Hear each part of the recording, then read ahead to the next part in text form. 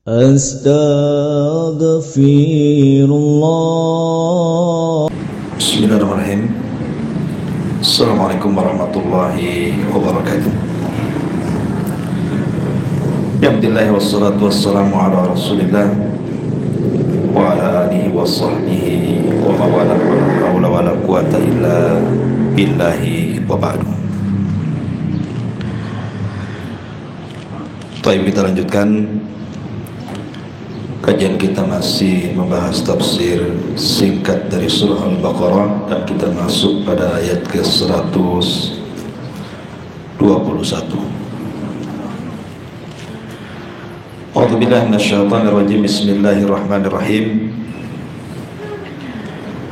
Alladzina atainahumul kitaba yatslunahu haqqa tilawati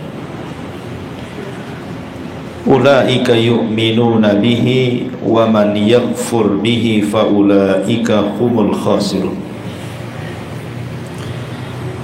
Ya bani Israil adhkuru ni'mati allati an'amtu 'alaikum wa anni faddaltukum 'alal 'alamin. Wattaqu yawman la tajzi nafsun an nafsin syai'a wa la yuqbalu minha 'adlun wa la tanfa'uha syafa'atu wa la hum yunsarun. Dan orang-orang yang telah kami beri kitab, mereka membacanya sebagaimana mestinya. Mereka itulah orang-orang yang beriman kepadanya, dan barang siapa yang ingkar kepadanya, mereka adalah orang-orang yang rugi. Wahai Bani Israel, ingatlah nikmatku yang telah aku berikan kepadamu, dan aku telah melebihkan kamu dari semua umat yang lain di alam semesta ini. Dan takutlah kamu pada hari ketika tidak ada seorang pun dapat menggantikan atau menebus orang lain sedikit pun. Tebusan itu tidak diterima, bantuan juga tidak berguna baginya, dan mereka tidak akan ditolong. Di sini setelah Allah Subhanahu wa taala sebelumnya menceritakan tentang bagaimana orang-orang Yahudi dan Nasrani tidak akan redha terhadap umat Islam sampai umat Islam mengikuti agama mereka, maka sebagai insaf keadilan Allah Subhanahu wa taala, Allah hendak menjelaskan bahwa tidak semua orang Yahudi dan Nasrani itu jelek, tidak semua orang Yahudi dan Nasrani itu buruk ataupun tersesat. Ada juga orang-orang yang baik, ada orang-orang yang taat dengan agama mereka. Siapa mereka? Di sini Allah katakan alladzina atainahumul kitab. Mereka orang-orang yang telah kami beri kitab, maksudnya Yahudi ataupun Nasrani. Walaupun ada sebagian ahli tafsir mengatakan maksudnya khitab kepada kita kaum muslimin, dan kitab di sini Al-Qur'an. Tapi kebanyakan ahli tafsir yang dimaksud kitab di sini artinya kalau tidak Taurat maka Injil, karena khitabnya kepada Yahudi dan juga orang-orang Nasrani. Haqqa tilawati, betul-betul mereka mengikutinya. Tilawah di sini bukan hanya sekedar membaca, tetapi maksudnya betul-betul mengikuti ajarannya. Jadi orang-orang yang telah kami beri kitab, mereka betul-betul mengikutinya, mengikuti ajaran Taurat dan juga Injil. Ulaika yu'minuna bihi, mereka lah orang-orang yang betul-betul beriman dengannya, dengan kitab-kitab yang diturunkan itu. Wa man yakfur bihi, barang siapa yang kufur dengannya, maksudnya dengan kitab-kitab itu, fa ulaika humul khasirun, maka mereka termasuk orang-orang yang rugi. Tentu konteks ayat ini adalah bicara terhadap orang-orang ahli kitab yang saleh.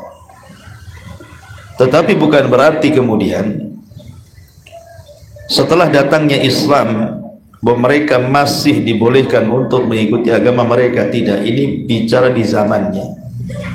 Jadi zaman itu orang-orang Yahudi ada yang baik, begitu juga pengikut Isa orang-orang Nasrani juga banyak yang baik yang mengikuti agama mereka. Tapi setelah datangnya Islam, orang-orang soleh dari mereka itu mengikuti ajaran Nabi. Seperti orang-orang Yahudi di zaman Nabi SAW, ada tokoh Yahudi yang namanya Abdullah ibnu Salam. Abdullah ibnu Salam, tokoh dan ulama Yahudi, ikut Islam karena mereka betul-betul mengikuti arahan-arahan Taurat mereka. Ketika Abdullah ibn Salam mencocokkan ajaran-ajaran Taurat dengan ajaran Nabi, dan sifat-sifat Nabi yang akan diutus di dalam Taurat dicocokkan dengan badan Nabi, maka ada kecocokan dan kemiripan. Sejak itulah Abdullah ibn Salam mengikrarkan diri masuk Islam. Walaupun tokohnya masuk Islam, orang-orang pengikutnya tidak masuk Islam, justru menentang Nabi SAW, seperti Huyai bin Akhtab dan yang lainnya. Tahu itu Nabi tapi tidak mau ikut. Itulah kedegilan orang-orang Yahudi, tahu kebenaran tetapi menyembunyikan kebenaran. Begitu juga orang Nasrani, kurang lebih. Tapi orang Nasrani tentu tidak sama dengan orang Yahudi, karena di zaman Rasul orang-orang Nasrani banyak masuk Islam. Salah satunya adalah kabilah Najran dari Yaman, semua masuk Islam. Setelah mereka berdebat dengan Rasul, kemudian mereka kalah debat, kemudian semua masuk Islam, orang-orang Nasrani Najran. Bahkan bukan hanya satu, bukan ratusan, ribuan orang-orang Nasrani di zaman itu masuk Islam. Tapi justru orang Yahudi terbalik. Hanya beberapa orang yang bisa dihitung dengan jari sampai Rasul wafat, tidak banyak orang masuk Islam. Hanya beberapa orang saja. Menunjukkan bahwa orang Yahudi lebih keras dibandingkan orang-orang Nasrani, agak lembut. Dan di sini Allah Subhanahu wa taala hendak insaf. Hendak insaf itu artinya bukan hanya bicara keburukan orang-orang ahli kitab saja, tetapi juga Allah hendak membicarakan kebaikan mereka juga. Dan manhaj insaf ini juga diajarkan oleh Nabi SAW dalam agama Islam, bahwa kita ini harus insaf. Jangan melihat orang itu dari sisi buruknya saja, tapi juga timbang kebaikannya. Umpamanya ibu ada masalah dengan tetangga, timbang tetangga itu lebih baik berbuat jahatnya ataukah berbuat baiknya. Kalau lebih baik berbuat baiknya, kemudian sewaktu-waktu dia berbuat jahat, maka jangan kemudian disikapi kejahatannya, tapi maafkan kejahatannya, karena kebaikannya lebih banyak. Maka dalam kehidupan rumah tangga juga sedemikian. Kata Nabi SAW, la yafruku mu'minun mu'minatan. Tidak boleh seorang suami atau istri mencela pasangannya. In kariha khuluqan radiya khuluqan akhar. Kalau memang dia tidak suka dengan satu akhlak pasangannya, lihat akhlak yang lainnya. Oh, suami ibu ini jengkelin ibu, lihat sisi kebaikannya gitu ya. Kemudian timbang, kalau memang sisi kebaikannya masih lebih baik dibandingkan sisi keburukannya, maka berikan uzur.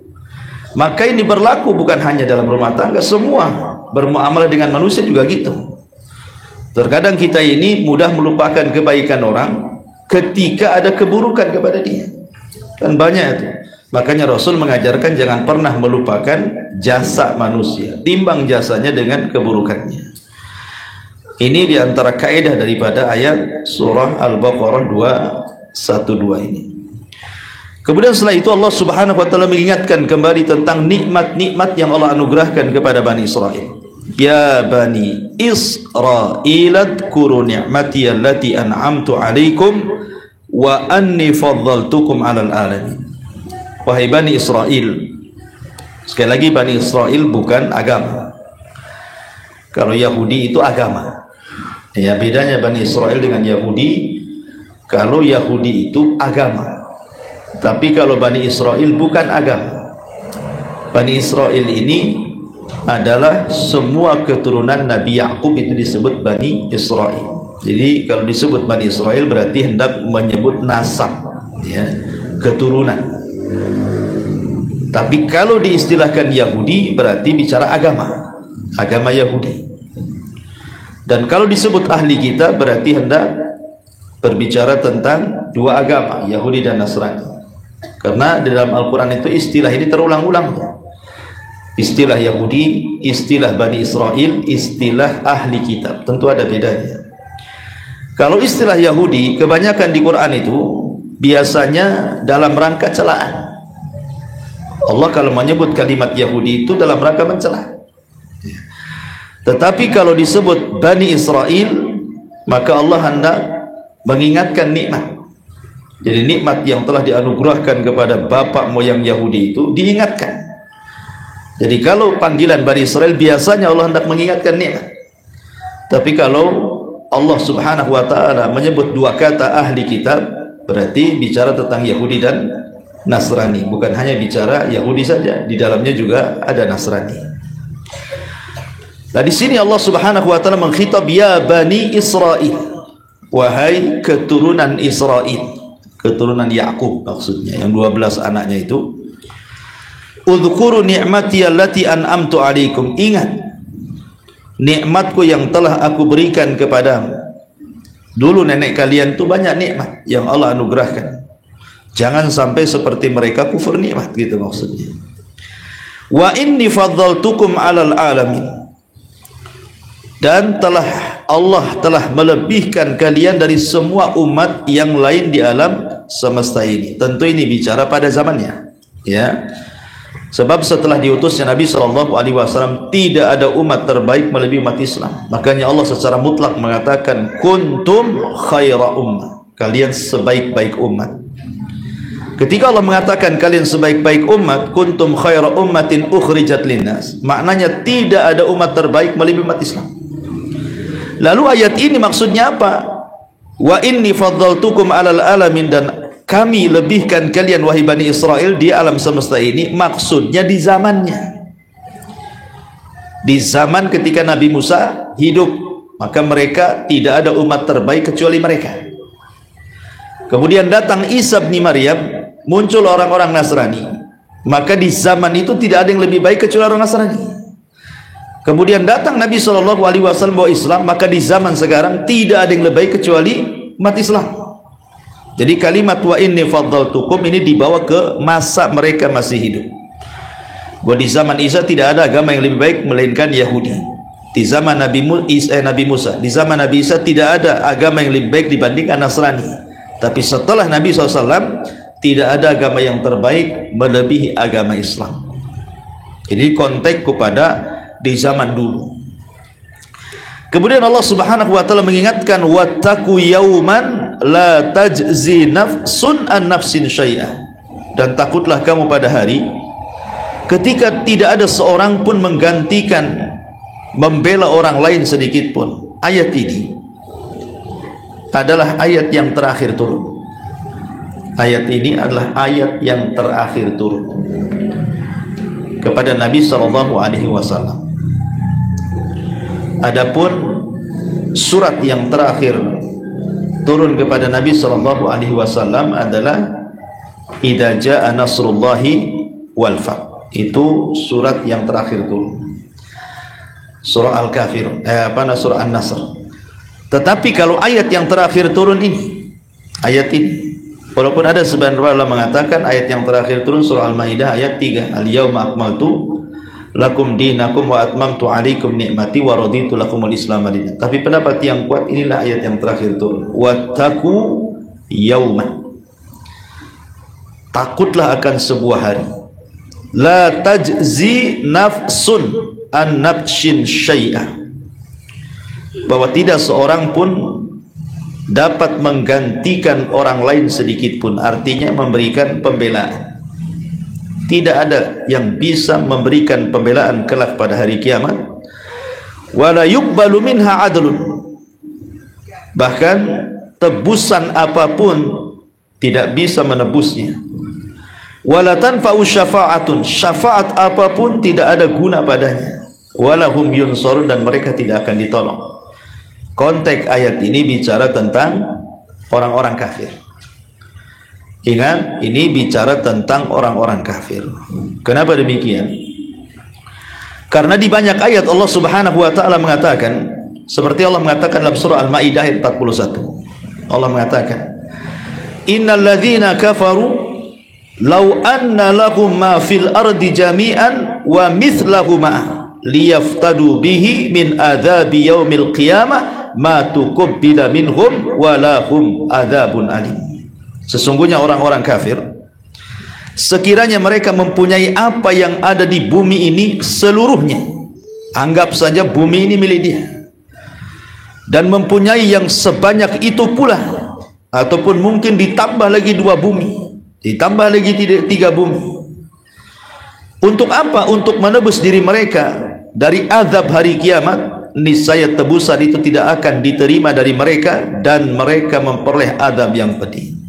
Artinya kalau orang-orang kafir membawa harta mereka, walaupun 1 bumi harta mereka, atau ditambah dengan bumi yang lain, untuk menebus bahwa mereka ingin diselamatkan dari api neraka, tidak ada guna tebusan itu. Makanya ketika Abu Lahab mengumpulkan kawan-kawannya setelah dia mendengar ayat turun, sayasla naran dzata lahab, kan turun surah Al-Lahab kepada Abu Lahab, sakit hati Abu Lahab itu. Akhirnya kemudian dia kumpulkan tuh orang-orangnya dan mengatakan, kalau yang dikatakan si Muhammad itu benar, sayasla naran dzata lahab, bahwa aku akan masuk ke neraka yang menyala-nyala, katanya. Tenang, aku ini orang kaya, aku banyak harta, katanya. Anak-anakku sukses, aku bisa menebus neraka dengan harta dan anak-anakku. Maka turun ayat ma'aghna anhu maluhu wa ma kasab. Turun ayat ini. Tidak ada guna hartanya, tidak ada guna anak-anaknya di hadapan Allah, karena tidak akan bisa menebusnya. Sekaya apapun, sesombong apapun di dunia, dia bisa menebus di akhirat, nggak akan ada guna, karena orang dibangkitkan itu oleh Allah tidak membawa harta di badan. Lalu apa yang jadi tebusan? Yuhsaruna yaumal qiyamah khufatan uratan ghurlan. Manusia akan dibangkitkan telanjang, nggak pakai sandal, nggak kembali di khitan, dan bawa harta di badan. Apa yang ditebus? Ya. Dan kalaupun mereka punya tebusan, tidak ada guna tebusan itu. Makanya dalam ayat yang Allah mengatakan, innal ladzina kafaru wa matu wa hum kuffar falan yuqbala min ahadihim mil'ul ardi dhahaba walaw iftada bi ulaika lahum adzabun alim wa ma lahum min nasirin. Sesungguhnya orang-orang kafir dan mati sedang mereka tetap dalam kekafirannya, maka tidaklah akan diterima dari seorang di antara mereka emas sepenuh bumi sekalipun, walaupun dia menebus diri dengan emas yang sebanyak itu di hadapan Allah. Tetap bagi mereka siksa yang pedih, dan sekali-kali mereka tidak dapat memperoleh pertolongan. Dari sini kita tahu bahwa orang-orang kafir itu walaupun sekaya apapun di dunia tetap tidak akan selamat. Makanya Imam Al-Baghawi rahimahullah ta'ala mengatakan, di 2 ayat ini menjelaskan bahwa seandainya orang kafir memiliki dunia dan seisinya, atau mungkin semisalnya, kemudian dia gunakan untuk menebus dirinya agar terbebas dari azab Allah, maka tebusan itu tidak akan diterima. Artinya di sini betapa besarnya nikmat iman dan betapa bahayanya kekufuran. Ya, orang kufur itu walaupun kaya di dunia nggak akan bermanfaat kekayaannya. Dan ayat ini juga mengingatkan kita bahwa harta dunia seluruhnya tidak akan ada manfaat di akhirat sedikit pun, kecuali yang dibelanjakan di jalan Allah Subhanahu wa taala. Makanya Allah Subhanahu wa taala dengan tegas di sini, wattaqu yawman la tajzi nafsun an nafsin syai'a wa la yuqbala minha adlun. Tebusan sebesar apapun tidak akan diterima. Kemudian yang kedua, wala tanfa'u syafa'atun.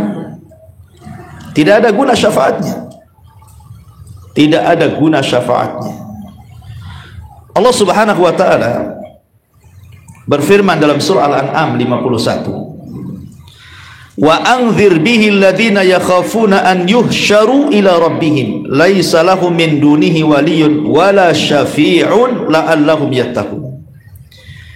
Berilah peringatan dengan apa yang telah diwahyukan itu kepada orang-orang yang takut akan dikumpulkan pada Rabb mereka pada hari kiamat, sedang mereka tidaklah mempunyai seorang pelindung dan pemberi syafaat selain daripada Allah, agar mereka bertakwa.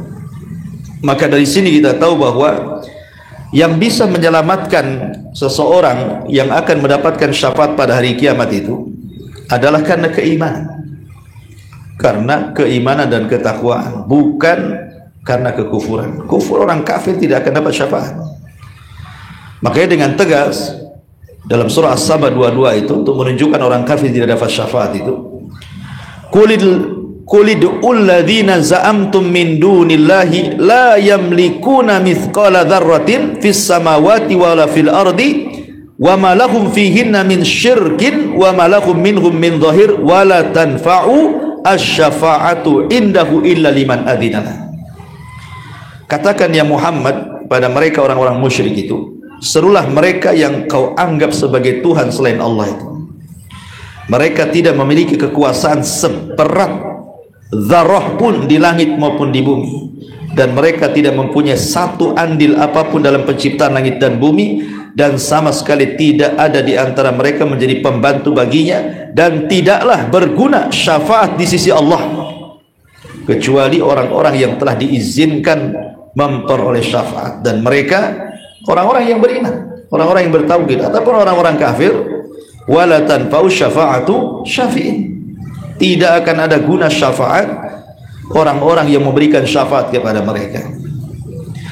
Adapun syafaat sendiri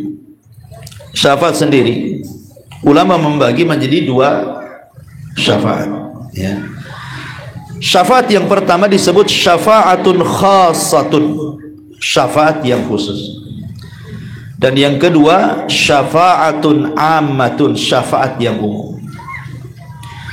Adapun syafaat yang khusus maknanya khusus bagi Nabi saja. Orang-orang di luar daripada Nabi sallallahu alaihi wasallam tidak akan memberikan syafaat ini. Ini khusus bagi Nabi saja. Lah di antara syafaat yang khusus bagi Nabi, pertama syafaatul udhma. Ma'ruf syafaat yang paling besar ketika manusia datang kepada Adam, Nuh, Ibrahim, Musa dan Isa, mereka tidak sanggup berikan syafaat. Kalau ulul azmi saja tidak berikan syafaat, bagaimana yang lainnya? Ini kan ulul azmi semua nih. Mulai Nuh ulul azmi, Ibrahim ulul azmi, Musa ulul azmi, Isa ulul azmi. Artinya ulul azmi itu kan kedudukannya paling tinggi dari derajat kedudukan para nabi dan rasul. Lah kalau mereka saja angkat tangan, macam mana nabi-nabi yang lainnya yang bukan ulul azmi? Tetapi dengan izin Allah subhanahu wa ta'ala, dari ulul azmi itu hanyalah nabi kita yang mampu memberikan syafaat. Akhirnya nabi pun datang kepada Allah, kemudian sujud dengan sujud yang lama, kemudian Allah datang dan mengatakan, irfa ra'saka ya Muhammad, sal tu'ta qul tusma ishfa tushaffa. Angkat kepala wahai Muhammad, minta kau diberi, ngomong kau didengar, mintalah syafaat, aku akan beri kau syafaat. Ini disebut syafaatul udhma, hanya khusus bagi Nabi saja. Semua para Nabi angkat tangan. Yang kedua, syafaat kepada orang-orang yang setara antara kebaikan dan keburukannya. Ini disebut ashabul a'raf namanya. Makanya dalam Al-Quran itu ada namanya suratul a'raf, surah Al-A'raf.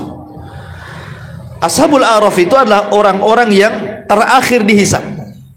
Jadi mereka orang-orang terakhir dihisab. Padahal kebaikan mereka ada, tapi keburukan mereka seimbang. Mereka diletakkan di antara sorga dan neraka. Jadi kalau ada angin sorga, mereka mengatakan, ya Allah masukkan aku ke dalam sorga. Kalau ada angin neraka, mereka mengatakan, ya Allah jauhkan aku dari azab neraka. Dan mereka menunggu tersiksa seperti itu sampai semua manusia dihisab, baru terakhir itu mereka dihisab. Dan mereka akan mendapatkan syafaat dari Nabi SAW. Ujung-ujungnya juga mereka masuk ke dalam surga. Tapi kan menunggu manusia dihisab dulu. Ya, ini syafaat bagi Nabi SAW yang khusus. Orang-orang yang seimbang kebaikan dan keburukannya, maka Rasul meminta kepada Allah agar mereka dimasukkan ke dalam surga. Ini khusus bagi Nabi saja.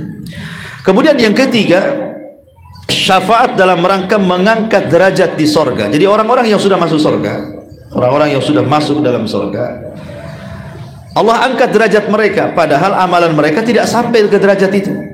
Amalan mereka nggak akan sampai ke derajat itu. Tapi karena Nabi SAW meminta kepada Allah agar orang-orang yang masuk ke dalam surga diangkat derajat mereka, ada orang-orang yang mendapatkan pengangkatan derajat di sisi Allah karena syafaat Nabi sallallahu alaihi wasallam. Ini juga syafaat khusus bagi Nabi sallallahu alaihi wasallam, mengangkat derajat penduduk surga. Ya. Kemudian yang keempat, syafaat khusus bagi Rasulullah, syafaat untuk pamannya Abu Thalib. Satu-satunya orang kafir yang mendapatkan syafaat Nabi adalah Abi Thalib. Tetapi yang dimaksud syafaat di sini, walaupun ada sebagian ulama mengingkari istilah syafaat ini kepada Abi Thalib. Kenapa? Karena istilah syafaat itu bagi orang-orang yang masuk neraka kemudian bisa keluar dari neraka. Itu disebut syafaat. Tapi kan Abu Thalib tidak bisa keluar dari neraka, walaupun dia diringankan azabnya, tapi tidak bisa keluar.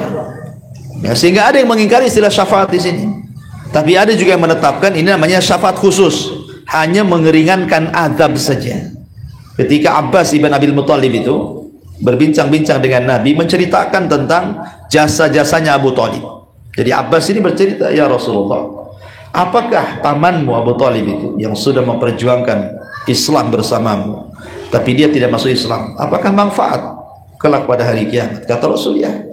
Harusnya Abu Thalib itu berada di gelombang api neraka dan berada di intip api neraka. Tetapi aku meminta kepada Allah agar Abu Thalib diletakkan di neraka yang paling ringan. Maka Allah letakkan di sandal neraka. Jadi nerakanya sampai tumit saja, tetapi itu sudah mendidikan kepalanya, kata Nabi. Dari sini menunjukkan bahwa satu-satunya orang kafir yang dapat syafaat adalah Abu Thalib, dan ini syafaat khusus. Ya. Ini yang kelima. Yang keenam, syafaat khusus juga adalah syafaat kepada seluruh orang-orang yang sudah divonis masuk surga. Mereka tidak bisa masuk surga. Orang ini tidak mungkin masuk neraka. Bahkan mereka sudah di pintu surga pun sekalipun, mereka sudah di pintu surga, tinggal masuk saja, tapi kan tidak bisa masuk mereka. Kenapa? Karena tidak ada yang mampu membuka pintu surga kecuali Nabi. Semua para Nabi berusaha mengetuk pintu surga, tidak ada yang dibuka kecuali Nabi SAW. Makanya Rasul mengatakan, ana awal man aftatihu babal jannah, seolah orang yang pertama kali membuka pintu surga. Ketika Rasul kemudian mengetuk pintu surga dan mengucapkan salam, kemudian malaikat Ridwan mengatakan, man, siapa anda? Maka Rasul mengatakan, ana Muhammad ibn Abdullah. Maka malaikat Ridwan mengatakan, bika umirtu alla aftah li ahadin qabla, karenamu ya Muhammad Allah melarang untuk membuka pintu ini kecuali kau yang minta. Maka dibukalah pintu surga. Dari situlah orang bisa masuk surga. Ini juga syafaat khusus bagi Nabi Sallallahu Alaihi Wasallam yang tidak diberikan kepada yang lainnya. Orang-orang yang sudah divonis masuk surga tidak bisa masuk surga karena Rasul yang membukanya. Ini diantara syafaat-syafaat khusus. Tapi di sana ada syafaat umum. Ya, semua orang bisa memberikan syafaat, bukan hanya Nabi. Ya, para malaikat juga memberikan syafaat. Para nabi semua dari Adam sampai Rasul kita yang terakhir juga memberikan syafaat. Termasuk orang-orang yang beriman, mereka juga berhak mendapatkan atau memberikan syafaat atas izin Allah Subhanahu wa taala. Nah, di antaranya ulama membahas tentang siapa orang-orang yang memberikan syafaat itu. Ya. Pertama para malaikat. Dan itu dijelaskan di dalam Al-Quranul Karim, tepat pada wa kam min malakin fis samawati la tughni syafa'atuhum syai'a illa min ba'di an ya'dhanallah liman yasha' wa yarda. Berapa banyak malaikat di langit yang tidak ada guna syafaat mereka sedikit pun kecuali setelah Allah izinkan. Berarti setelah Allah izinkan mereka bisa memberikan syafaat. Nah, dari sini menunjukkan bahwa para malaikat memberikan syafaat di sini. Kemudian juga dalil tentang para nabi dan orang-orang saleh memberikan syafaat berdasarkan hadis. Nabi SAW mengatakan, yaqulullahu azza wa jal, Allah berfirman dalam hadis qudsi, syafa'atil malaikatu wa syafa'an nabiyuna wa syafa'al mu'minuna wa lam yabqa illa arhamur rahimin. Nanti pada hari kiamat para malaikat memberikan syafaat, para nabi memberikan syafaat, dan orang-orang yang beriman memberikan syafaat. Dan ketika tidak ada lagi yang memberikan syafaat, maka mereka hanya bisa diselamatkan dengan rahmat Allah Subhanahu wa taala, illa arhamur rahim. Jadi orang-orang yang di neraka itu mereka menunggu syafaat, tapi syafaatnya udah nggak ada. Karena para malaikat sudah memberikan syafaat. Kemudian para nabi memberikan syafaat, orang-orang yang beriman memberikan syafaat, tapi masih ada orang-orang yang tersisa di neraka. Sementara mereka memiliki iman walaupun sebiji zarah itu dalam hatinya. Bagaimana mereka diselamatkan oleh Allah dari api neraka? Ketika tidak ada syafaat, berarti hanya satu kesempatan mereka bisa keluar dari neraka, menunggu rahmat dari Allah. Jadi yang bisa menolong manusia pada hari kiamat cuma dua. Pertama syafaat, yang kedua rahmat. Ya, ketika sudah tidak ada lagi berikan syafaat, tinggal kasih sayang Allah saja. Nah, itulah yang akan bisa menyelamatkan orang-orang yang memiliki iman walaupun sebiji dzar. Karena di sini Rasul mengatakan syafaatil malaikatu wa syafa'an nabiyuna wa syafa'al mu'minun wa lam yabqa illa arhamur rahim. Ketika sudah tidak ada syafaat, berarti hanya kesempatan arhamur rahim, kasih sayang Allah Subhanahu wa taala kepada orang-orang yang beriman. Kemudian juga para syuhada. Jadi berdasarkan hadis Nabi SAW, asy-syahidu yashfa'u fi sab'ina min ahli baitihi. Orang-orang yang mati syahid, mereka akan memberikan syafaat kepada 70 orang dari keluarganya. Jadi 70 orang dari keluarganya akan diselamatkan oleh Allah lewat para syuhada. Ya, termasuk amalan-amalan yang mampu memberikan syafaat banyak, seperti baca Quran.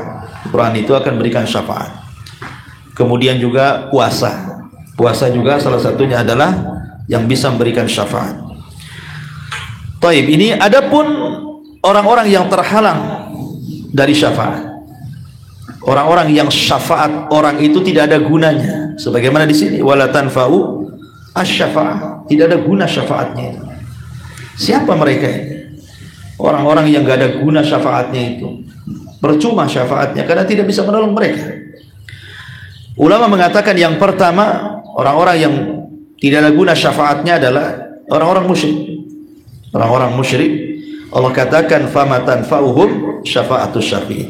Tidak ada guna syafaat orang pemberi syafaat kepada orang-orang musyrik. Ayat ini turun kepada orang-orang musyrik Arab, dan semua orang-orang musyrik mereka masuk kepada ayat ini. Fala tanfa'uhum syafa'atus syafi'in. Tidak akan manfaat bagi mereka syafaat orang yang memberikan syafaat.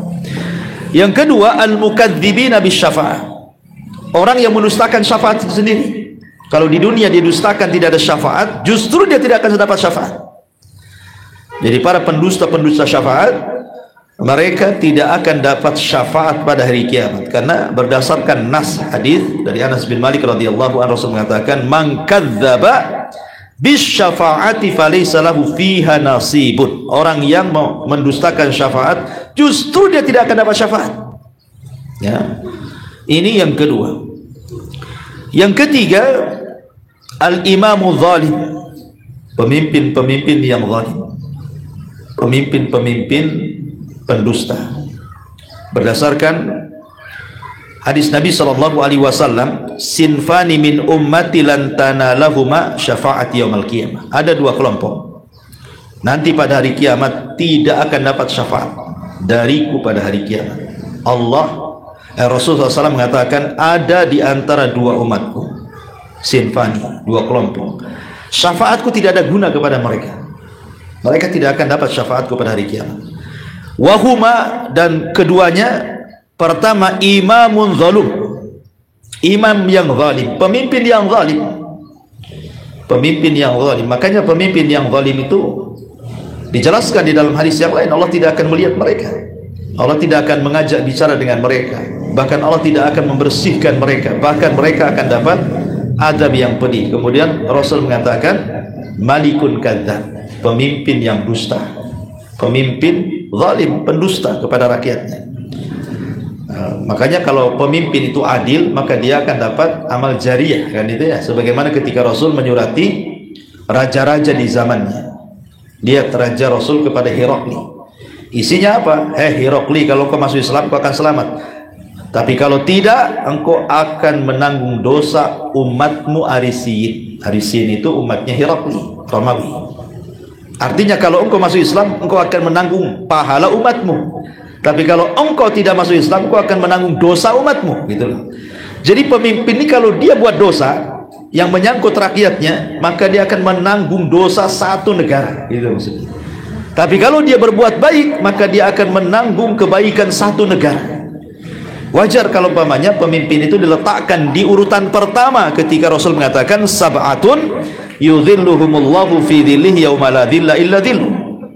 Ada 7 kelompok yang akan mendapatkan naungan di hari yang tidak ada naungan kecuali naungan Allah. Salah satunya yang pertama disebut Rasul apa? Imamun adil, imam yang adil. Diletakkan pertama tuh, imam yang adil. Karena kalau dia berbuat baik, maka dia dapat pahala jariah. Tapi kalau dia buat jahat, maka dia akan dapat dosa jariah. Sampai mati pun dia dikutuk orang. Walaupun udah mati itu, maka akan dikenang orang tuh, jejak digitalnya itu akan disebut-sebut orang kezalimannya. Makanya bahaya. Makanya mereka itu tidak akan dapat syafaat pada hari kiamat. Naudzubillah. Kemudian yang kedua dalam hadis ini, selain imamun zalum, imam yang pendusta adalah wa kullu ghalin marikin, setiap orang yang ekstrim melampaui batas di dalam beragama sampai mereka keluar dari Islam, seperti orang-orang Khawarij. Ya. Nabi SAW mengatakan mereka membaca Quran tidak sampai di tenggorokan, mereka melesat dari Islam seperti anak panah melesat dari busurnya. Orang-orang yang mereka memahami Islam terlalu ekstrim, ya, memahami Islam itu keluar dari batas-batas syariat, atau dengan kata lain ahli bid'ah, ya, orang-orang yang mereka melampaui batas dari syariat, itu disebut wa kullu ghalin marikin, orang yang hulu melampaui batas sampai mengeluarkan batasan-batasan Islam. Ya, maka ini juga tidak akan mendapatkan syafaat. Bahkan dengan tegas Nabi SAW ketika bicara tentang telaga, kemudian ada sekelompok orang yang diusir tidak minum dari telaga itu kan, kemudian Nabi mengatakan ummati itu umatku ya Rabb, biarkan mereka minum. Tapi Allah mengatakan ya Muhammad, biarkan mereka terusir, fa innaka la tadri ma ahdatsu ba'daka innahum ghayyaru wa baddalu. Kadang kau tidak tahu apa yang terjadi dengan mereka sepeninggalmu, mereka merubah-rubah syariatmu, mereka keluar dari sunnahmu, biarkan mereka keluar. Sehingga dari sini kata para ulama, ahli bid'ah tidak akan minum dari telaga Nabi. Ya, mereka yang suka membuat hal-hal yang baru dalam Islam, maka mereka akan dijauhkan dari telaga Nabi. Naudzubillah. Ini sudah berapa ini? Sudah 4 kan itu. Orang musyrik, kemudian orang yang mendustakan syafaat tidak akan dapat syafaat, kemudian yang ketiga imam yang zalim, pemimpin yang zalim, kemudian yang keempat ahli bid'ah, dan yang kelima para pelaknat, orang yang lisannya itu suka melaknat orang, mencaci maki orang. Ya, kalau mencaci itu yang keluar itu laknat semuanya, itu binatang aja yang keluar itu, ya, setan, iblis, semualah keluar itu dari mulutnya.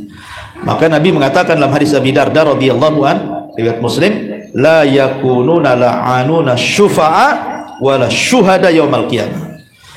Para pelaknat, para pencaci pemaki itu, bagi mereka tidak ada yang akan berikan syafaat, bahkan tidak ada yang mau jadi saksi bagi mereka pada hari kiamat. Ya, jadi ngeri orang-orang yang pelaknat. Inilah 5 kelompok yang tidak dapat syafaat pada hari kiamat. Naudzubillah. Wala tanfa'u syafa'ah, tidak akan manfaat syafaatnya. Tapi walaupun demikian, tentu syafaat pada hari kiamat itu kan ada syaratnya. Tidak semua orang boleh memberikan syafaat, tidak semua juga orang dapat syafaat, kecuali mengikuti syarat-syarat yang berlaku. Dan syarat syafaat dan pemberi syafaat atau orang yang akan menerima syafaat itu kan ada 3. Pertama, ridallah anil masyfu', Allah redha kepada orang yang akan mendapatkan syafaat. Kalau Allah tidak redha, maka dia tidak akan bisa mendapatkan syafaat. Syaratnya orang yang akan mendapatkan syafaat itu memang orang ini diridhoi oleh Allah Subhanahu wa taala.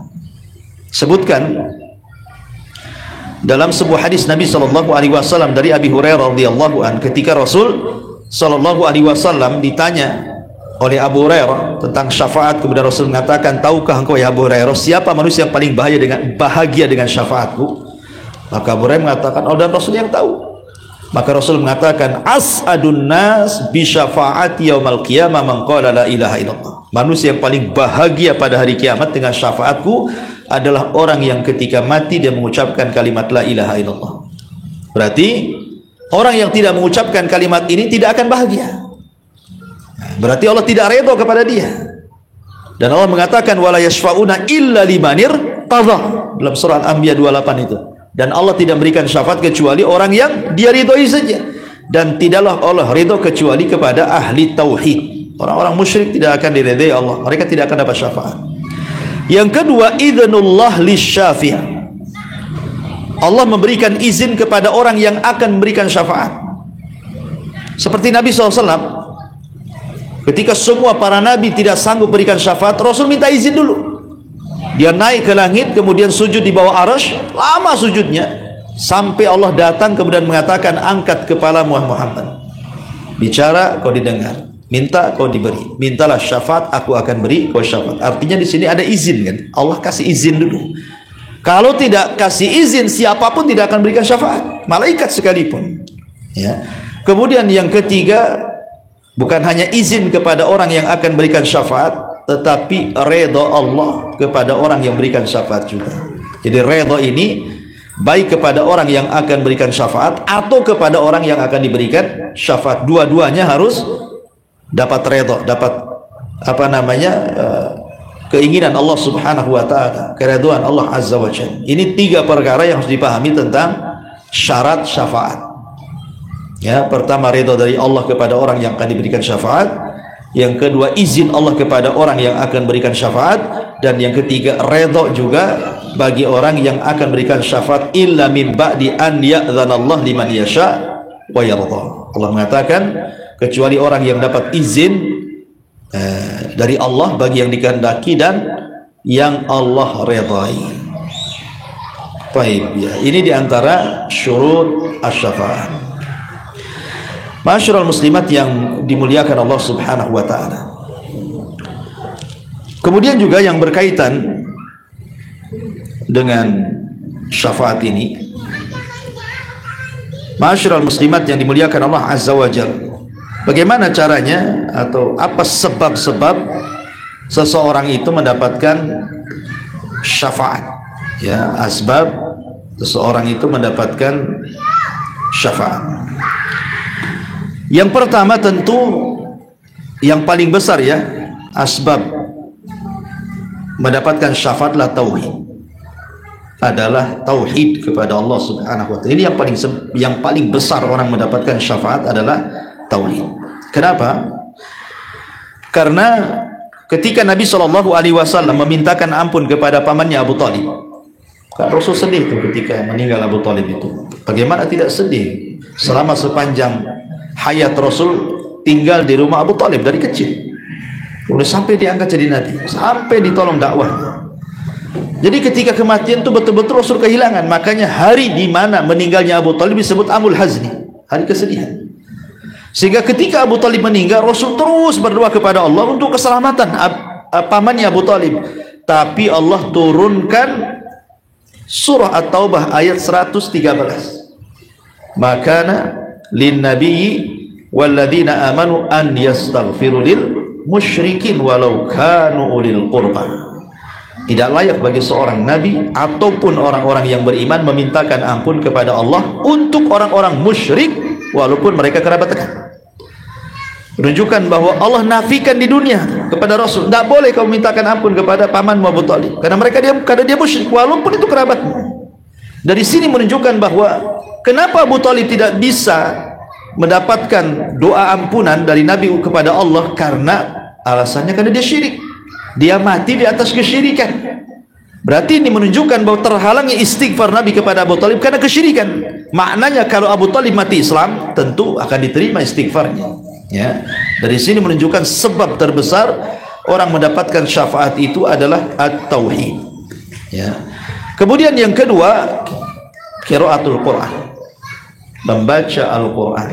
Allah Rasul mengatakan, Iqra'ul Quran fa innahu ya'ti yaumal qiyamati syafi'an li ashabi. Bacalah Quran, karena nanti Quran pada hari kiamat akan datang membela para pembacanya. Jadi Quran itu akan datang kepada Allah membela para pembacanya. Dan sekarang tidak ada alasan orang tidak membaca Quran. Tidak ada alasan. Baik ibu sehat, ibu sakit, ibu suci, ibu haid, tidak ada alasan untuk tidak baca Quran. Karena sekarang sudah ada handphone. Ya. Dan di handphone itu ada aplikasi Quran. Ibu bisa baca ketika haid di Quran yang ada di handphone. Karena ibu tidak sedang memegang mushaf, ibu sedang memegang handphone. Jadi kalau ibu pegang itu handphone, umpamanya di layar sentuh kan, ini satu ayat sudah dibaca, naik lagi ke atas. Ibu bukan sedang pegang mushaf, tapi ibu sedang menyentuh kaca handphone. Ya. Jadi kalau ibu lagi haid bisa baca Quran dengan cara apa? Dengan cara pegang handphone. Karena ibu sedang bukan pegang mushaf, itu handphone. Handphone bukan mushaf. Ulama mengatakan bahwa Al-Quran elektronik itu bukan Al-Quran mushaf. Ya, bukan. Kenapa demikian? Karena Quran yang ada di elektronik itu bisa muncul, bisa tenggelam. Ibu bisa pencet keluar Qurannya. Ibu geser aplikasi lain, hilang dia pula, kan itu ya. Sehingga dia tidak dikatakan mushaf. Lain kalau mushaf ini, ibu geser-geser ya itu aja kan. Cuma mau berubah-berubah, itu aja digeser-geser. Coba kertasnya digini-gini akan hilang. Yang kedua, ibu bisa letakkan handphone di mana saja, tapi tidak boleh meletakkan mushaf di mana saja. Ya kan, kalau ibu kan letakkan handphone di mana saja kan, Bu. Kadang-kadang lupa, kadang-kadang dibawa ke kamar mandi pula kan itu. Kadang-kadang tidur dibawa balik bantal. Kadang-kadang tidur atau ketiduran dibawa pantat pula kan itu ya. Ya, jadi kita meletakkan handphone suka-suka, tapi jangan suka-suka meletakkan mushaf. Tidak boleh. Berarti dari sini menunjukkan bahwa mushaf elektronik itu bukan mushaf buku yang kita ma'ruf ya kan, mushaf Utsmani. Dia bukan mushaf. Makanya tidak ada alasan ibu tidak baca Quran. Apa hujahnya lagi? Karena sudah ada handphone. Orang head bisa baca kan itu ya. Jadi nggak ada alasan. Makanya kenapa di sini Allah mudahkan dengan adanya handphone ini, nikmat Allah besar. Yang paling besar nikmat Allah itu adalah handphone ini sebenarnya. Tapi banyak yang kemudian nikmat yang Allah anugerahkan sebesar handphone ini justru malah memasukkan orang ke neraka pula, karena tidak pernah bersyukur dengan nikmat handphone ini. Kalau dulu ibu baca Quran paling di rumah, tidak mungkin lah mushaf ditenteng-tenteng. Tapi sekarang kan ibu nenteng handphone kemana-mana. Ya, kalau ketinggalan saja balik tuh. Kalau mushaf ketinggalan ya sudah, memang malas banget. Ketinggalan sengaja ditinggal, nggak mau dibawa. Kalau handphone kan tidak, pasti ditenteng tuh. Jadi ibu bisa baca Quran di mana saja jadinya kan. Bisa ibu sambil ngobrol di rumah tetangga, bisa ibu sambil makan bakso gitu kan. Bisa lah nengok handphone, buka aplikasi Quran. Nah, tetapi walaupun demikian, kalau sudah sedang terbuka aplikasi Quran ya tetap tidak boleh masuk ke tempat-tempat yang tidak boleh mushaf di situ, seperti kamar mandi. Ya tidak boleh. Kalau masuk kamar mandi bawa handphone, lagi nelpon nih kan, ya harus dihapus dulu aplikasi Qurannya. Baru boleh masuk gitu ya. Tapi kalau masih ada aplikasi Quran walaupun satu ayat, haram, tidak boleh masuk kamar mandi ya. Itu harus dijaga juga adab-adab seperti itu. Dan jangan pakai ringtone ayat-ayat Quran kalau bisa. Itu takut jatuh kepada istihza ya. Takutnya di kamar mandi itu ada telepon kan, tahu suara surat Al-Ikhlas ya kan, masalah. Jadi yang kedua qiraatul Quran. Yang ketiga yang menjadikan penyebab syafaat adalah asyam, puasa. Sekarang bulan puasa sunnah ya, karena Sya'ban itu alasan kenapa Nabi SAW banyak puasa, salah satunya adalah karena menemani istrinya qada Ramadan. Kenapa Rasul banyak puasa di bulan Sya'ban? Salah satu alasan ulama itu karena menemani istri. Dan istri-istri Rasul itu banyak yang mengqada puasa Ramadan tahun kemarin itu di bulan Sya'ban. Jadi karena istrinya puasa, Rasul ikut puasa. Itu salah satu alasan. Walaupun alasan yang tepat adalah karena bulan Sya'ban itu bulan diangkatnya amal, makanya Rasul banyak puasa. Tapi salah satu alasan ulama kenapa Rasul memperbanyak puasa, sampai Aisyah mengatakan Rasul itu tidak pernah puasa hampir 1 bulan puasa sunnah kecuali Sya'ban. Bahkan Ummu Salamah mengatakan, aku tidak pernah melihat Rasul puasa 2 bulan berturut-turut kecuali Sya'ban dan Ramadan. Maksudnya Sya'ban puasa sunnah, Ramadan puasa wajib gitu. Bahkan Usama ibn Zaid menanyakan, aku tidak pernah Rasul melihat puasa kok sebanyak puasa Sya'ban itu. Kemudian ditanyakan, kenapa wahai Rasul? Maka Rasul menjawab 3 jawaban. Yang pertama karena bulan Sya'ban bulan yang dilalaikan manusia. Yang kedua karena bulan Sya'ban bulan diangkatnya amal. Kemudian yang ketiga karena aku ingin ketika diangkat amalanku aku sedang berpuasa. Tapi salah satu alasan kenapa Rasul berpuasa di bulan Sya'ban kata ulama, karena disitulah menemani istri-istrinya mengqadha puasa Ramadan yang tahun dulu diqadha, ya kan? Dan namanya haid wanita dengan wanita lain kan tidak sama. Makanya Rasul puasa terus. Mungkin Aisyah selesai, tapi yang lain belum selesai, yang lain belum selesai kan itu. Akhirnya Rasul terus puasa sampai akhir Sya'ban. Tetapi walaupun demikian tidak boleh disamakan dengan Ramadan. Kalau Ramadan kan full 1 bulan. Baik 1 bulannya 29 hari atau 1 bulannya 30 hari. Tapi kalau Sya'ban tidak boleh. Kenapa? Karena ada larangan tidak boleh 1-2 hari puasa menjelang Ramadan. Kata Rasul, tidak boleh kalian mendahului Ramadan dengan puasa 1 hari atau 2 hari. Ya, kenapa? Karena itu hari yang diragukan. Berarti kalau ingin puasa bulan Sya'ban dari 1 Sya'ban sampai akhir Sya'ban hanya dibolehkan sampai tanggal 27 saja. Karena 28, 29 itu sudah penentuan Ramadan. Ya, itu perbedaannya. Ya, atau ingin memperbanyak puasa yang jelas-jelas dianjurkan, umpamanya Seninnya, Kamisnya, ataupun Ayyamil Bidnya, ataupun Puasa Dawudnya, atau boleh juga dari awal sampai akhir, tidak ada masalah. Ya. Tapi ini yang ketiga. Yang keempat, ad-du'a bima warada ba'dal adzan. Doa setelah mendengar azan. Kata Nabi SAW, man qala hina yasma'un nida, barang siapa yang berkata setelah mendengar adzan, Allahumma rabba hadhihi da'wati tamma wassalatil qa'imah ati Muhammadanil wasilata wal fadilah wa ba'athu maqaman mahmudan alladhi wa'altah. Di ujung hadis Rasul mengatakan, halat lahu syafaat yaumil qiyamah, maka halal baginya syafaatku pada hari kiamat. Maka jangan ditinggalkan doa setelah azan. Kemudian yang nomor 5, suknal madinah, suknal madinah was sabru ala la'waiha wal mautu biha. Kalau bisa tinggal di kota Madinah, sabar dengan ujiannya dan meninggal di kota tersebut kalau bisa, ya. Kalau nggak bisa ya sudah di Batam saja. Kemudian yang nomor 6, kathratul musallina 'alal mayyit, banyaknya orang yang menyolatkan ibu ketika mati. Makanya pentingnya ibu mencari teman yang baik, ya. Kalau banyak teman yang baik, kalau ibu meninggal mudah-mudahan mereka ikut menyolatkan, kan itu. Dan Rasul mengatakan, ma min mayyitin yusalli alaihi ummatun minal muslimin yablughuna mi'atan kulluhum yashfa'una lahu illa syaffa'u fihi.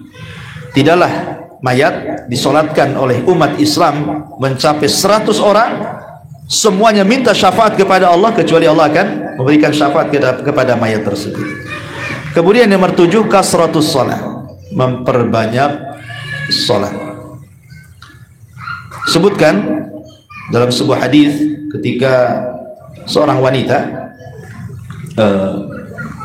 pembantu Nabi Shallallahu Alaihi Wasallam, kemudian Nabi Shallallahu Alaihi Wasallam berkata kepada pembantunya, alaki hajah, kira-kira ada keperluanmu? Qalat, dia mengatakan, ya wahai Rasul, aku punya hajat. Kemudian apa hajatnya? Kata Rasul, hajati an tashfa'a liyaumal qiyamah, kebutuhanku, keinginanku, tolong kau berikan syafaat kepadaku pada hari kiamat ya Rasul. Maka Rasul mengatakan, kalau begitu fa inni bikathrati sujud, bantu aku memenuhi keinginanmu, perbanyak salat. Ya, perbanyak salat. Berarti memperbanyak salat juga salah satu sebab mendapatkan syafaat. Termasuk sabar dan mengharap pahala Allah ketika ibu ditimpa musibah dengan kematian anak-anak. Ya, karena Rasul yang mengatakan, nanti pada anak-anak yang belum balik yang meninggal itu, maka mereka akan berdiri di pintu-pintu surga. Kemudian Allah mengatakan, kenapa kau tidak masuk surga? Saya tidak mau, kata anak ini, sampai kau masukkan orang tuaku ke dalam surga. Berarti orang tua yang sabar ketika anak-anaknya meninggal dan mengharap pahala Allah, Allahumma jurni fi musibati, ya Allah berilah pahala karena musibah yang kau timpakan kepadaku, maka nanti anak-anak itu akan jadi syafaat dia pada hari kiamat. Termasuk juga musahabatu ahlil iman, berkawan dengan orang-orang yang baik. Kata Hasan Al-Basri rahimahullahu ta'ala, istaghfiru min sahibikumus salih fa innahu yanfa'ukum yaumal qiyamah. Carilah teman-teman yang baik karena akan manfaat kelak pada hari kiamat. Inilah Allah Subhanahu wa ta'ala mengatakan, di antara orang-orang yang tidak akan mendapatkan syafaat dalam ayat ini adalah orang-orang kafir. Ya, Allah tidak akan berikan syafaat. Bahkan bukan hanya itu, Allah mengatakan walahum yunsor, mereka tidak akan mendapatkan pertolongan. Wallahu alam. Ini di antara tafsir singkat 3 ayat dalam surah Al-Baqarah. Karena ayat setelahnya ini bicara tentang kisah Nabi Ibrahim yang panjang, tidak mungkin kita lanjutkan, nanti terpotong malah. Baik, sebelum saya tutup, silakan Bapak yang bertanya.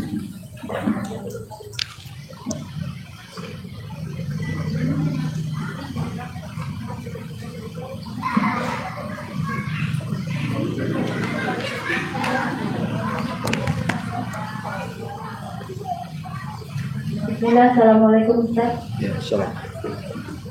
Ustaz, tadi ayat yang 121, ayat ini kan menjelaskan tentang infak, yaitu ada kebaikan-kebaikan juga yang terjadi di agama orang-orang yang ahli kitab seperti Nasrani dan Yahudi. Nah, di agama Yahudi itu yang masuk, orang Yahudi ahli kitab dari Yahudi itu yang masuk Islam itu Abdullah bin Salam, dan yang Nasrani itu Raja Najasyi. Apakah ada selain daripada mereka berdua ini yang masuk dikenal gitu, Ustaz? Iya. Kalau orang-orang Nasrani banyak seperti Adi bin Hatim, At-Tai. Ya, itu kan pemimpin Tai, sebuah kabilah di Yaman. Namanya Adi bin Hatim At-Tai.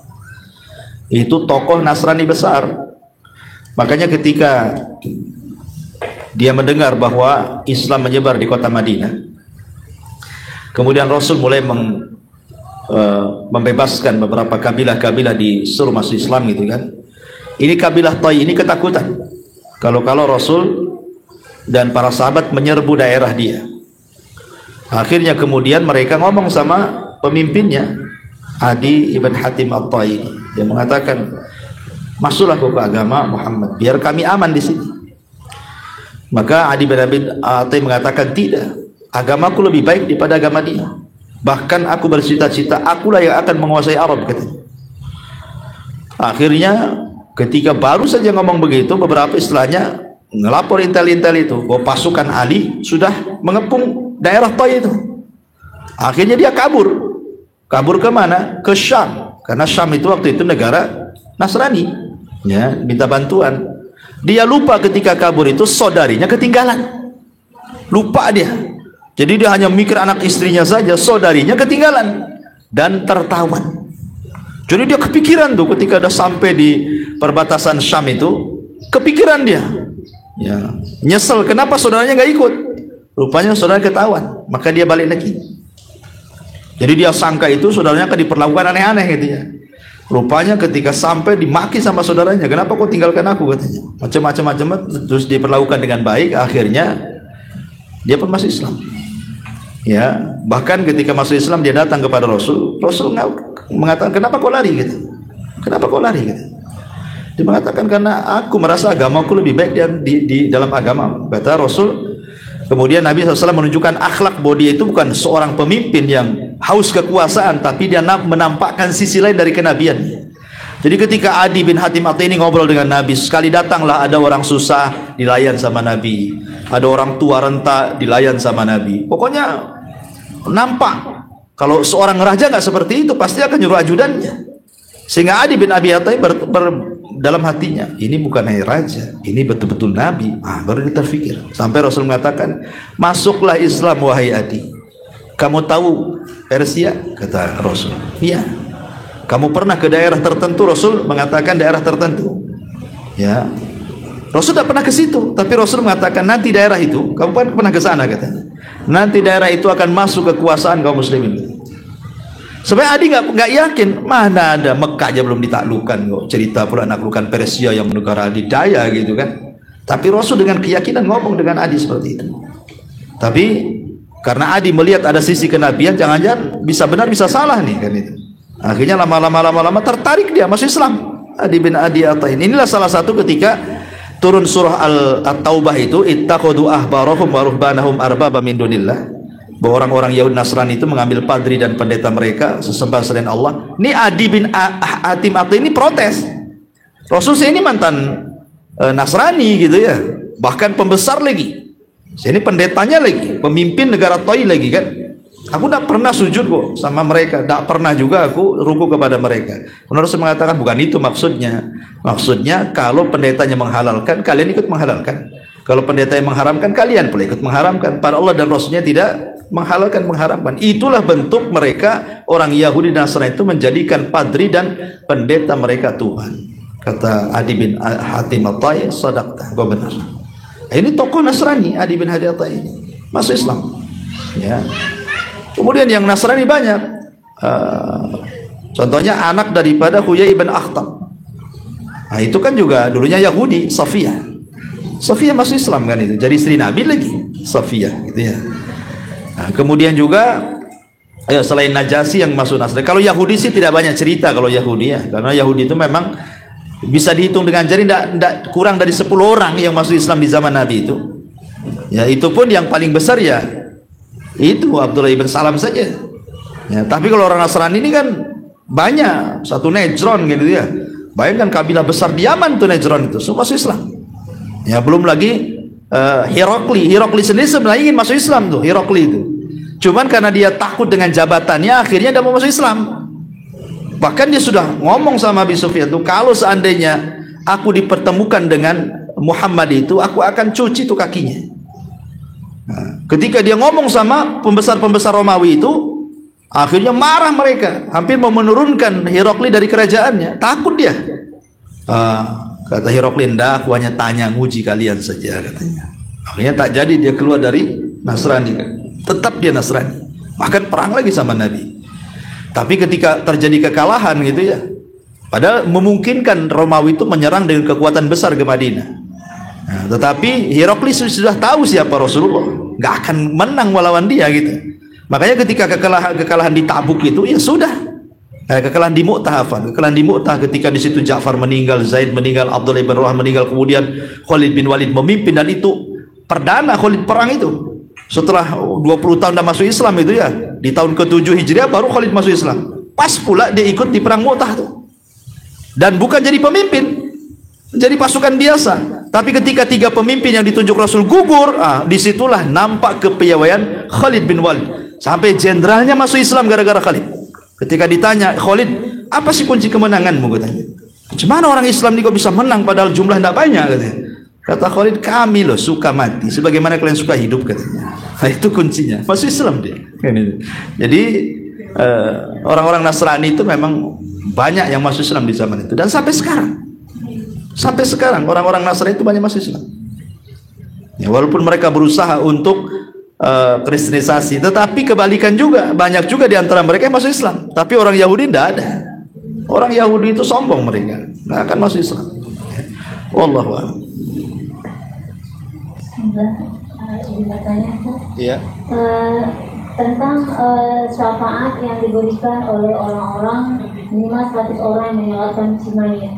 Apakah kriteria orang-orang ini yang berakidah lurus saja atau orang-orang pada umumnya? Kan ada riwayat banyak, ini salah satu riwayat. Dalam riwayat yang lain, orang-orang yang mentauhidkan Allah.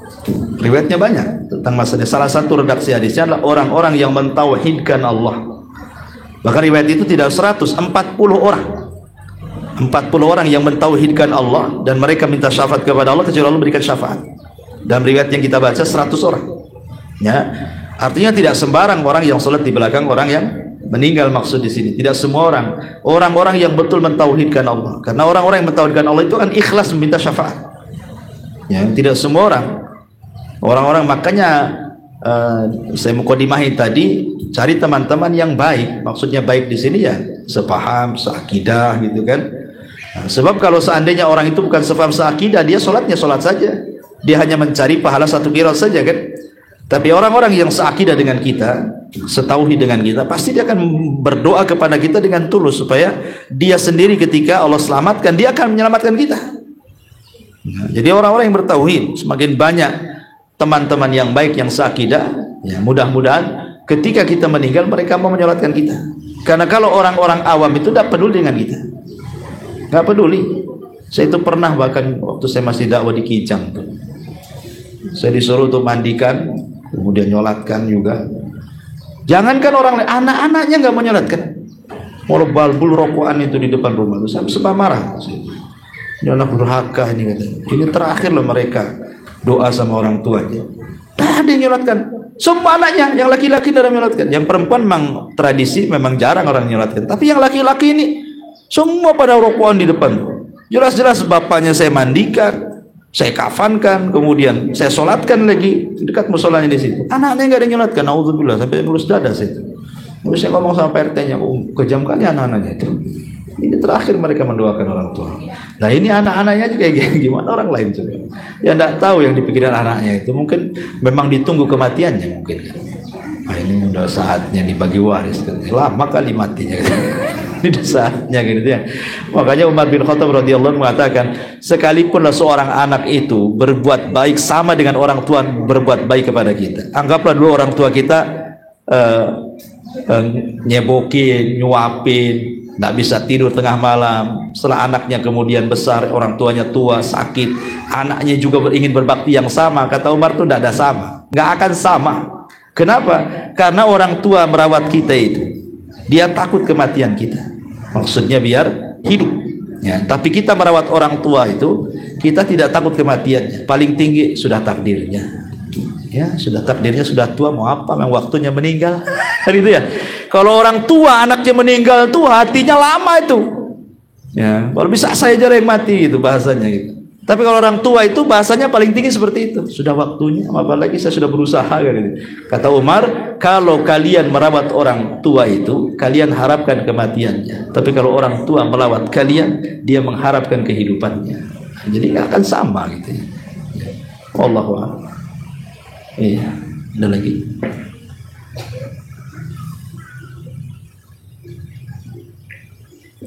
Apa Ustaz?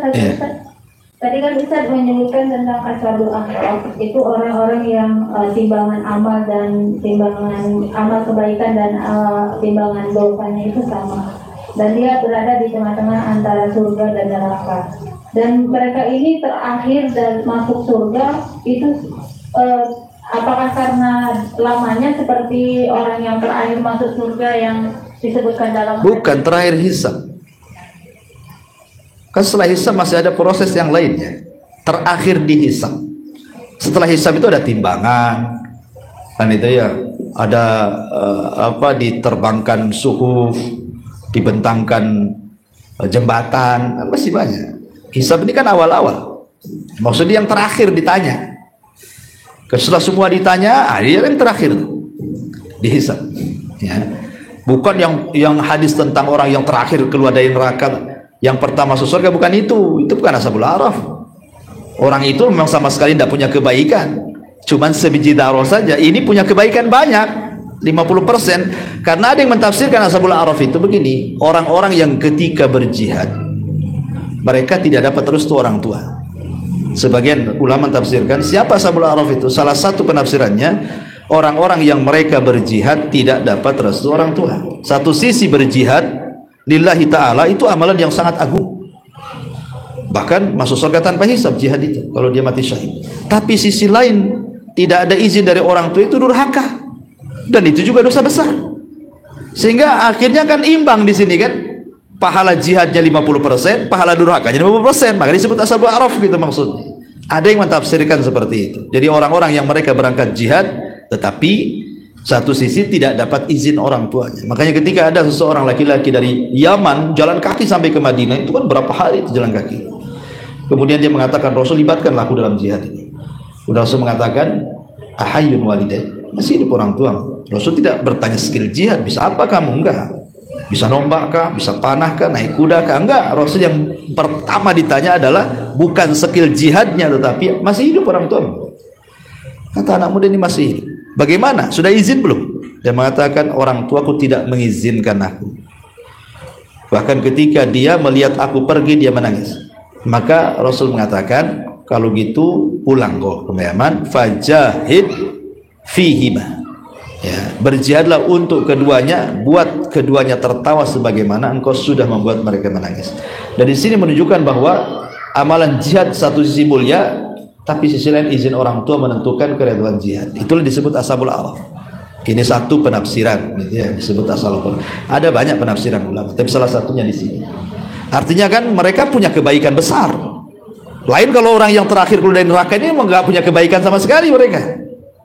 Ya, mereka tidak punya kebaikan sama sekali, tapi masih punya sebiji darah iman itu saja. Makanya kondisi mereka itu disebutkan hatta saru fahma. Mereka sudah jadi abu. Sudah dibakar, sudah jadi abu. Lah abu ini diambil oleh Allah, kemudian ditebar di nahrul hayat, sungai kehidupan, fayambut, seperti kacang yang disiram tumbuh dia. Jadi diambil tulang ekornya itu, diletakkan di sungai kehidupan, tumbuh, jadilah manusia dia.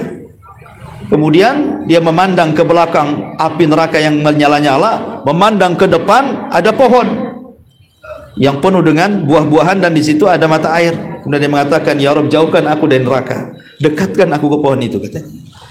Kemudian Allah mengatakan, baik, ada permintaan lain? Dia, tidak ya Rabb.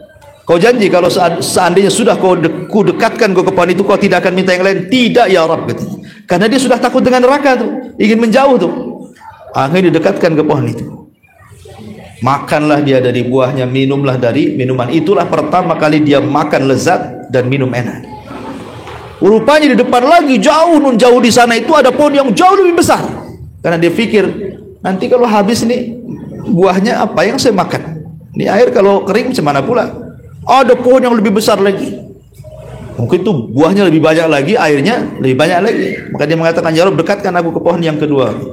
Lah, kata Allah, tadi kau sudah janji sampai pohon ini saja, kau tidak akan minta lain. Kata dia, ya ini janji kedua kalinya Rabb, kau dekatkan aku ke situ, aku tidak akan minta yang lain. Akhirnya didekatkan.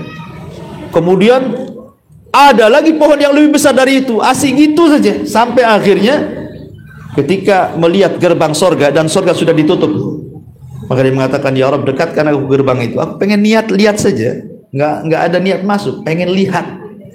Setelah dilihat, nampaknya surga luar biasa. Dia mengatakan, ya Rabb, masukkan aku ke surga. Nah, gitu ya. Itu yang terakhir. Nah, kemudian Allah mengatakan, kok ini aneh ya. Katanya tadi janji tidak akan minta yang lain kecuali itu. Ya Rabb, tolong masukkan aku ke surga. Kemudian Allah mengatakan begini, coba kau menghayal setinggi hayalanmu. Kalau engkau seandainya diberikan kenikmatan di dunia, kira-kira apa yang kau ingin kehendaki? Menghayalah dia sampai puncak khayalannya. Setelah dia menghayal pengen ini, pengen itu, pengen ini, pengen itu, dan udah terakhir hayalan dia tuh, maka Allah mengatakan, aku beri 10 kali lipat hayalan. Dibukakan pintu sorga, masuk dalam sorga, seolah-olah dia orang yang pertama masuk sorga, padahal dia yang terakhir, gitu ya. Kenapa? Karena jangankan masuk ke dalam sorga, satu celupan sorga saja sudah menghilangkan keperitan semuanya. Karena ada seorang laki-laki yang paling perit hidupnya di dunia, dari lahir sampai mati tidak pernah senang, susah saja. Tapi Allah takdirkan termasuk penduduk sorga. Dan Allah celupkan di sorga satu kali celupan aja, masuk, dikeluarkan lagi. Kemudian ditanya oleh Allah, hal marra bika min adzabin, masih teringat keperitanmu di dunia dulu? Kata dia, wallahi tidak ya Rabb. Jadi satu kali celupan menghilangkan semua susah dia di dunia. Tidak pernah teringat lagi dia pernah susah tidur di kolong jembatan, tidak pernah dia nggak makan, nggak hilang, sudah nggak ingat apa-apa di dunia itu. Yang ada hanya kenikmatan saja. Itu baru sekali celupan tuh. Macam mana masuk di dalamnya? Makanya wajar kalau ini mengatakan ketika dimasukkan ke dalam sorga, dia merasa dia pula yang pertama kali masuk sorga. Karena nikmat sekali sorga itu. Nah, inilah yang terakhir masuk sorga. Ini bukan ashabul a'raf. Orang ini masuk sorga bukan karena syafaat. Orang ini masuk sorga karena rahmat. Ya, karena sudah nggak ada lagi ngasih syafaat. Ya, orang ini sudah terakhir ini. Pintu terakhir dia selamat di neraka itu hanya rahmat Allah saja. Nah, beda dengan ashabul a'raf, mereka dapat syafaat. Itulah perbedaannya orang yang terakhir masuk surga dengan ashabul a'raf itu. Ya, wallahu a'lam. Ya, sebelum saya tutup, ini ya Bu ya, waktu saya di Anambas kemarin, itu kan hujan deras, itu kan hujan 1 hari 1 malam saya dengar di Batam itu. Jadi rupanya paralon yang ke hutan di Jabal Uhud itu karena banjir besar, jadi banyak batang-batang pohon itu yang besar-besar itu nabrak paralon kita. Sementara paralon kita kan pakai wafi itu disambung-sambung, jadi banyak yang lepas paralonnya. Jadi saya pulang, kok nggak ada air di pondok itu kan, sedikit, karena sama Sasoli diganti sama paralon kecil. Pas saya ke hutan, rupanya memang paralon itu sudah nggak ada, sekitar 20 lebih paralon itu hilang. Ya wajar, bukan punya kita saja, saluran orang kampung pun pada hilang gitu. Entah sampai di mana itu, mungkin sudah di telaga sana gitu, atau diambil orang kan. Karena waktu itu hujan deras, hari semalam saya dengar, kemudian ada banjir bah dari atas gunung sehingga menghilangkan paralon. Jadi kemarin saya berpikir biar tidak pemutusan lagi paralon setiap banjir, kadang 1-2 hilang, nanti beli lagi kan. Jadi saya pikir mau beli paralon yang dipakai ATB itu yang hitam tuh, ya, yang 4 in itu kan dia paling panjang 50 meter itu. Kan berarti kalau disambung berarti kan per 50 meter, dan itu kalau kena apa namanya tindih kayu kan nggak pecah dia, walaupun kena mobil pun dia nggak akan pecah. Cuman masalahnya kan agak mahal tuh Bu. Jadi kemarin lihat kas pondok juga nggak cukup kan itu, jadi saya mintalah kalau ada rezeki dari ibu-ibu, karena itu jaraknya kan sekitar 600 meter. Ya, sebenarnya sih cuman dari sumber ke tampungan saja. Kalau dari tampungan ke atas pondok kan sudah pakai apa namanya mesin. Ya, jadi yang kendala itu dari tampungan ke hutan, ke dalam hutan. Itu saja. Rupanya ada sekitar 600 meteran, dan satu gulung itu mau 5 juta tuh. Satu gulung paralon ya. Ya kalikan saja itu. Sekitar mungkin butuh 30-an juga tuh kalau sampai hutan itu ya. Paralon kalau yang 3 in 2 in saya nggak mudah, tapi murah gitu ya. 2 juta lebih, tapi yang 4 in yang besar katanya saya pernah cek ke toko bangunan yang memang ada langganan ke paralon-paralon seperti paralon ATB itu sekitar 5 juta lebih gitu. Ya kalau ada rezeki lah Bu. Kalau ini karena kasihan juga santri-santri airnya kecil, pakai paralon kecil kan, sehingga ya alhamdulillahnya hujan jadi ketampung air hujan itu kan. Saya nggak kebayang kalau nggak hujan itu kan, karena anak-anak nggak mandi jadinya. Saya minta bantuan ibu kalau memang ada rezeki, ya sedikit-sedikit pun kalau dikumpulkan ya banyak juga Bu ya. Jadi saya minta Umur Reza nanti kalau ada yang infak mungkin bisa dititip ke beliau. Ini saja, mudah-mudahan ada manfaatnya. Subhanallah bihamdika, asyhadu an la ilaha illa anta astaghfiruka wa atubu ilaik. Allah ta'ala. Assalamualaikum warahmatullahi wabarakatuh.